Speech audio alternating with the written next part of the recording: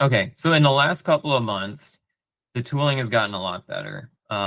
For example, we use JetBrains products a lot here.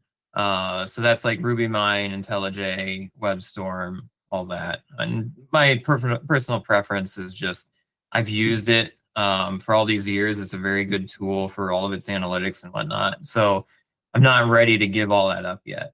They built this add-on called Junie, which is a coding agent that integrates directly into your environment.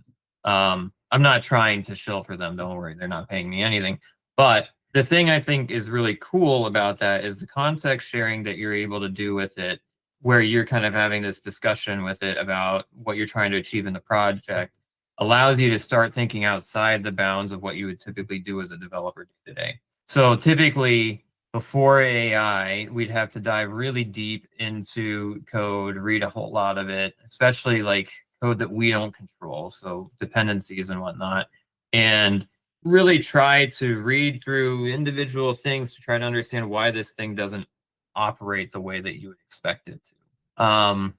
These coding agents are able to do that for you at a speed that's way above anything a senior or even like, let's say, staff level engineer could do. And they spit out an accurate enough report for you to be able to make decisions. And that's kind of a transformative thing because it speeds up the whole process of development on the research side.